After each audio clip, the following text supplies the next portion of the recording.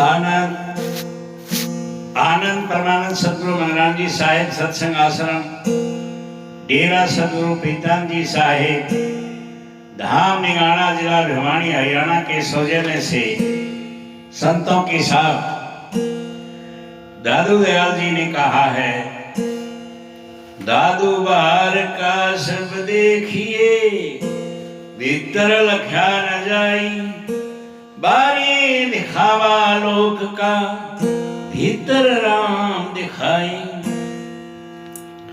अमृतदान संत रविदास का।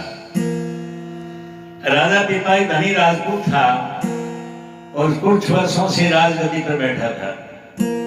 एक बार उसके दिल में परमार्थ का चाव पैदा हुआ, क्योंकि उसी के जीवन में खालीपन सा महसूस होने लगा था। अमीरों वजीरों को इकट्ठा करके पूछा कि क्या इस वक्त कोई महात्मा है। उन्होंने कहा कि कबीर साहब और गरीबदास जी तो चोला छोड़ चुके, अगर इस वक्त कोई महात्मा है तो जूते गांठने वाला रविदास है, जो आपके महलों के पास ही रहता है। अब राजा मन में सोचने लगा, क्या करूं, परमार्थ भी जरूरी है, उधर वह महात्मा नीच जाति का अगर खुला जाता हूं तो राज पलट जाएगा, लोग विरुद्ध हो जाएंगे। दिल में प्रेम था, इसलिए सोचा कि कहीं संत रविदास अकेले मिले तो उनसे नाम ले लूं। आखिर एक दिन ऐसा मौका मिला जब कोई त्योहार था और सारी प्रजा गंगा स्नान के लिए चली गई थी।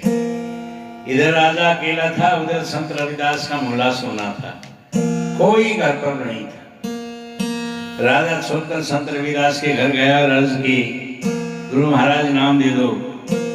रविदास ने चमड़ा भिगोने वाले कुंड में से पानी का एक चुल्लू भरकर राजा की तरफ बढ़ाया और कहा, राजा ले ये पी ले।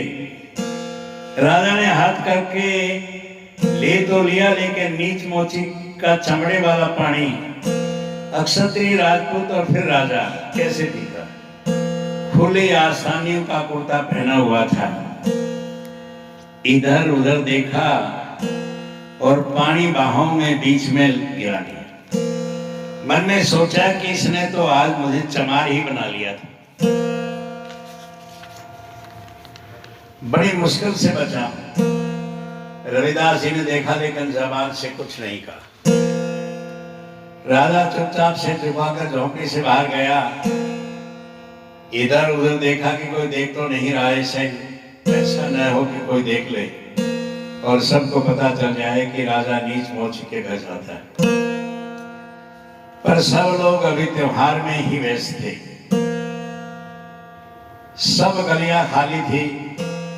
राजा जल्दी जल्दी अपने महल में वापिस आ गया। उसी वक्त धोबी को बुलाया और हुक्म दिया कि इस वक्त इस कुर्ते को खड़े घाट धोकर रहो। धोबी कुर्ते को घर ले गया। उसने दाग उतारने की बहुत ही कोशिश की, पर सब कोशिशें व्यर्थ हुई। फिर अपनी लड़की से कहा कि ये जो दाग है, इनको मुंह में लेकर चूसो ताकि ये निकल जाए और कुर्ता जल्दी साफ हो जाए, ताकि राजा नाराज ना हो। लड़की मासूम थी, वह दाग चूसकर थूकने के बजाय अंदर निकलती गई।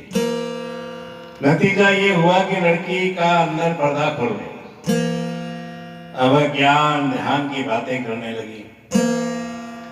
धीरे धीरे सारे शहर में खबर फैल गई कि अमुक धोबी को लड़की महात्मा है। आखिर राजा तक बात पहुंच गई।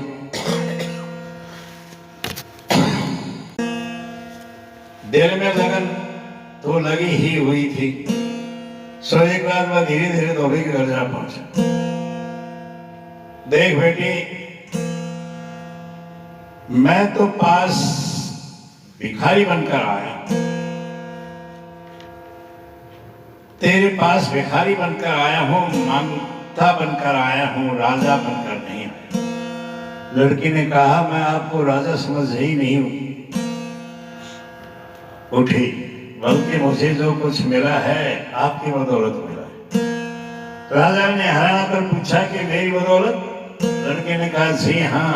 राजा ने कहा वह कैसे? तो लड़की बोली मुझे जो कुछ मिला आपके कुर्ते से मिला और जो भेद था आपके कुर्ते में था। अब राजा रोता है और अपने आप को कोसता है कि धिक्कार है मेरे राजपाट को, धिक्कार है मेरे क्षत्रिय होने को, छूत छात तेरा बुरा हो जिसने मुझे परमार से खाली कर दिया। जब ठोकर लगी तो लोग लाल जाति पाति की परवाह नहीं करता हुआ सीधा रविदास जी के पास पहुंचा और हाथ जोड़कर जी गुरुदेव चरण फिर बख्शो। रविदास ने कहा नहीं, जब तू पहली बार आया तो मैंने सोचा कि क्षत्रिय राजा होकर मुझ नीच मोची के घर आया है, तुझे वह चीज दूं जो कभी न सुना हो। वह कुंड का पानी नहीं था, अमृत था, सचखंड से आया था। मैंने सोचा कि मैं रोज पीता हूँ, आज राजा भी पी, लेकिन तुमने चमड़े का पानी समझकर गणना की और कुर्ते में गिरा दिया।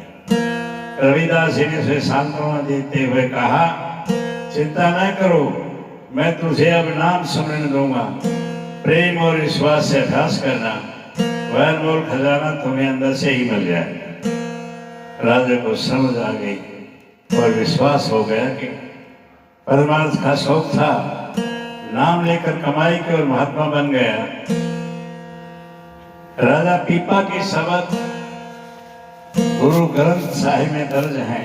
वह राज भी करता था और नाम भी जपता था आनंद। गुरु अमरदास जी ने कहा है मस्तक की लालाटी लाखिया लिखिया दूरी ठाकुर मिट न जाई, नानक से जन पूर्ण हुए जिन हरि भाना भाई। मौज मालिक की एक बार का जिक्र है, एक भेषी साधु को गुरु नानक साहब के साथ रहने का इत्तेफाक हुआ, जो भेष को बहुत महत्व देते। उनको वास्तव में गुरु और नाम पर कोई विश्वास नहीं होता। एक दिन उस साधु ने कहा कि मुझे कोई महात्मा बताओ ताकि मैं उसकी संगति करूं। गुरु नानक साहब ने कहा कि बड़े बड़े महात्मा हैं, फिर भी अगर तुझे जाना है तो तेरे रास्ते में भाई लालो बढ़ई है, उसके पास चला जा। जब वह वहां गया तो लालो उठ खड़ा हुआ, उसने चारपाई डाल दी, साधु बैठ गया। भाई लालो ने कोई बात न की बल्कि अपना काम करता रहा।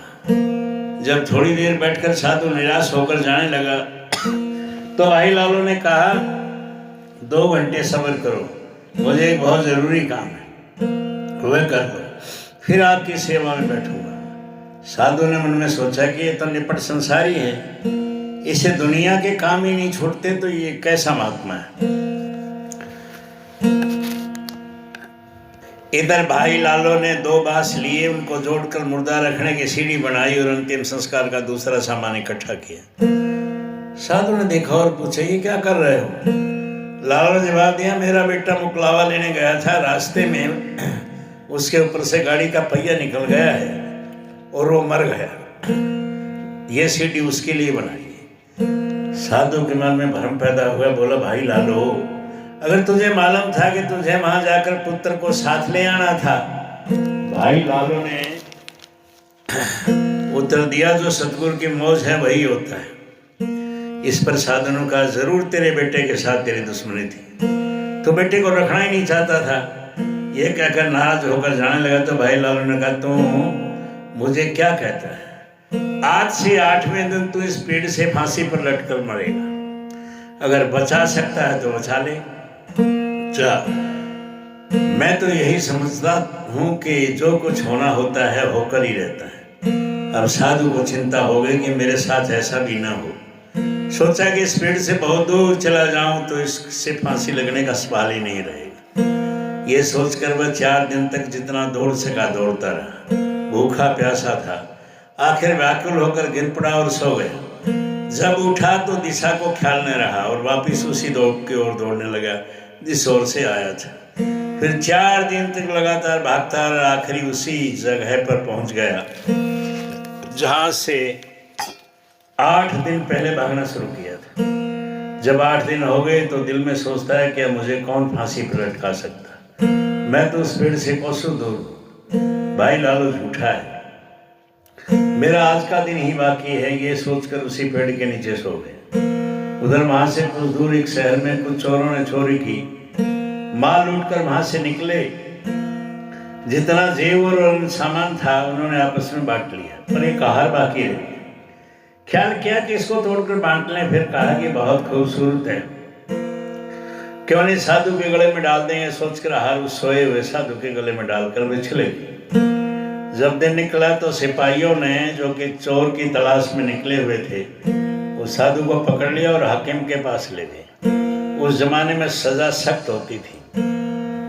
हाकिम ने बिना बयान लिए उसे फांसी की सजा सुना दी और हुक्म दिया कि इसे उसी पेड़ से लटकाकर फांसी दे दी जाए,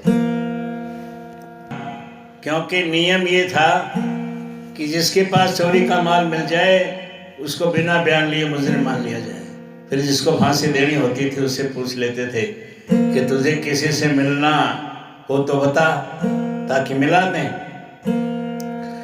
उस साधु से भी पूछा गया कि तुझे किसी से मिलना हो तो बता।